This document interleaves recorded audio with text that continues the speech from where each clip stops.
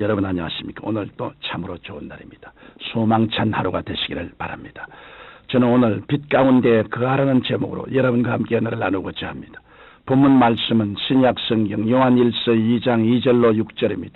누구든지 그의 말씀을 지키는 자는 하나님의 사랑이 참으로 그 속에서 온전케 되었나니 이로써 우리가 저 안에 있는 줄을 아노라. 저 안에 거한다 하는 자는 그의 행하시는 대로 자기도 행할지니라. 그리스도인이 세상 사람들에게 좋은 얘기를 못 듣는 경우가 흔히 있습니다. 그것은 우리의 믿음과 행동의 차이가 많기 때문입니다. 다시 말해 교회에 와서는 하나님을 예배하고 주의 이름을 부르지만 교회 밖에서는 불신자들과 별로 구별이 안 되는 생활을 하고 있다는 것입니다. 이와 같은 풍조가 오늘날 그리스도의 몸된 교회를 욕되게 만들고 성도의 아름다운 이름이 수치를 당하는 요인이 되는 것입니다. 그러면 왜 성도는 세상에 사는 동안 의를 추구하며 빛 가운데 살아가야 할까요? 예수 그리스도께서 우리를 어두움 가운데서 불러내시고 빛의 자녀로 삼아주시기 때문입니다.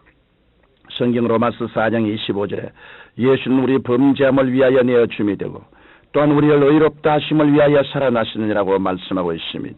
왜 하나님께서는 사랑하는 독생자를 사람의 모습으로 이 땅에 보내시고 십자가에 못 박여 죽게 하셨을까요? 바로 우리의 죄를 사하시기 위해 속장이 되신 것입니다. 그리스도의 십자가는 우리의 죄와 형벌이 얼마나 크고 중한가를 말해줍니다. 우리가 이 사실을 분명히 아는 이상 어떻게 더 이상 죄를 지을 수 있습니까? 사람들은 흔히 하나님은 사랑이 많으니까 죄를 지어도 회개하면 다 용서해 주시겠지 하고 죄 짓는 것을 가볍게 생각합니다. 그러나 그것은 하나님의 사랑을 잘못 아는 것입니다. 하나님의 사랑은 하나님의 공의와 함께 존재합니다. 하나님의 공의는 죄를 용납지 않으시고 반드시 심판하시지만 하나님의 사랑은 회개하는 죄인을 불쌍히 여기시고 용서하시는 것입니다. 용서는 그냥 되는 것이 아니라 엄청난 희생이 따릅니다. 하나님께서는 공의를 이루시기 위하여 우리의 죄값으로 예수 그리스도를 십자가에 희생 제물로 내어주시고 우리를 의롭다 인정해 주셨습니다. 이것이 바로 지극하신 하나님의 사랑입니다. 고대의 브루투스 왕은 나라의 법을 엄격히 제정한 후 누구든지 이 법을 어긴 자는 두 눈을 뽑겠다고 선포했습니다. 그런데 불행히도 법을 어긴 최초의 사람은 다름 아닌 왕의 아들이었습니다. 그러자 신하들은 입을 모아 폐하의 아들이오니 이번만 용서하시고 그 죄를 덮어주십시오 하고 간청했습니다. 그러나 왕은 단호하게 법을 어긴 자는 예외 없이 법대로 처리하라고 말했습니다. 이때 신하들이 더욱 간절히 말리자 왕은 병력같이 호통을 치며 법을 어긴 자기 아들의 두 눈을 즉시 빼라고 명령했습니다. 그런데 정작 신하들이 아들의 두 눈을 빼려고 하자 왕은 참다문에 달려가서 아들의 한쪽 눈만 빼고 다른 한쪽은 자신의 눈을 빼게 했습니다. 그래서 나라의 공의도 세우고 부자 간의 사랑도 유지했다는 것입니다. 예수 그리스도의 십자가는 하나님의 영원한 공의와 사랑의 표상입니다. 우리는 아무 대가 없이 죄를 용서받는 것이 아니라 예수님의 십자가 은혜로 용서받는 것입니다. 성경 고린도후서 6장 1절에 하나님의 은혜를 헛되이 받지 말라고 말씀하셨습니다. 그러므로 성도는 개가 토한 것에 다시 돌아가고 돼지가 더러운 구덩이에 도로눕는 것 같은 어리석음을 범해서는 안 됩니다. 우리는 마땅히 그리스도의 십자가와 연합하여 날마다 죄에 대하여 죽고 부활하신 주님과 함께 날마다 빛 가운데 살아가야 하는 것입니다. 이렇게 살기 위해 우리는 항상 하나님의 말씀에 자신을 비추어 보아야 합니다. 성경 요한복음 14장 21절에 나의 계명을 가지고 지키는 자라야 나를 사랑하는 자니 나를 사랑하는 자는 내 아버지께 사랑을 받을 것이요 나도 그를 사랑하여 그에게 나를 나타내리라고 말씀하고 있습니다. 우리는 하나님께서 무엇을 기뻐하시고 무엇을 미워하시는지를 그의 계명을 통해서 알 수 있습니다. 하나님께서 주신 계명은 빛과 어두움을 분별하는 기준이 되고 우리가 올바로 살아갈 수 있는 방향을 제시해 주는 것입니다. 제1계명은 하나님 이외에 다른 신을 우리 앞에 두지 말라고 했습니다. 하나님께서는 영원 자연하신 창조주이십니다.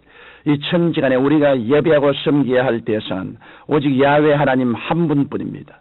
제2계명은 우상에 절하지 말라고 했습니다. 우리는 하나님과 세상에 있는 것들을 같이 섬겨서도 안 되며 하나님 아닌 것을 만들어 놓고 절해서도 안 됩니다. 제3계명은 하나님의 이름을 망령되이 일컫지 말라는 것입니다. 그러므로 하나님의 거룩하신 이름으로 헛되이 맹세하거나 서약하지 말아야 합니다. 만군의 야훼의 이름은 홀로 존귀와 영광을 받으시기에 합당하시기 때문입니다.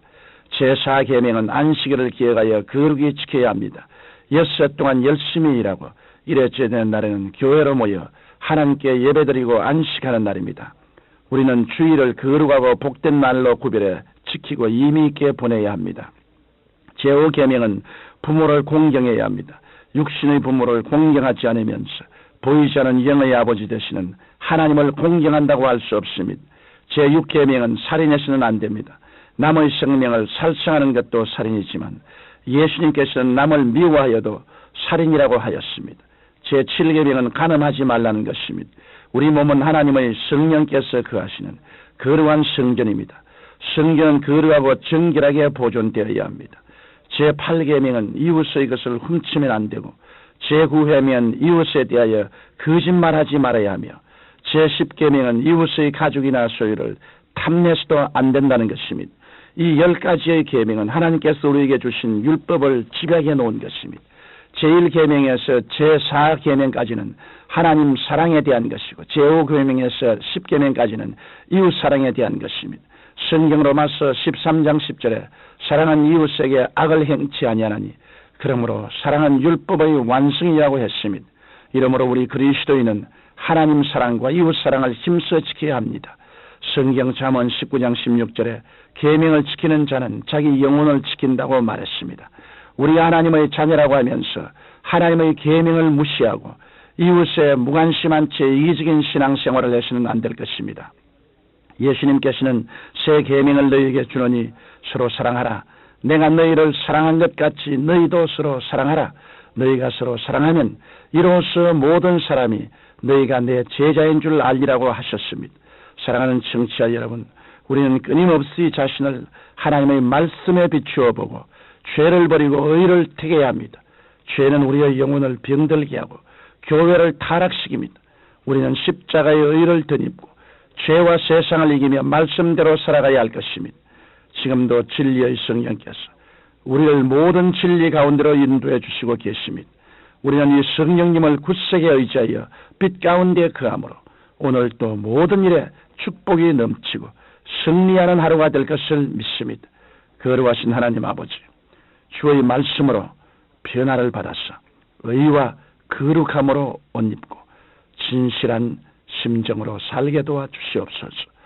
사랑이 넘치는 삶을 살고 이를 이웃에 실천하는 우리 신앙인들이 될 수 있도록 하나님 우리 아버지께서 성령님의 능력과 권세로 우리를 돌보아 주옵소서. 말로만 주여 주여 하지 말고 정말 내실이 있는 신앙생활을 하게 도와주옵소서. 예수님 이름으로 기도드립니다. 아멘.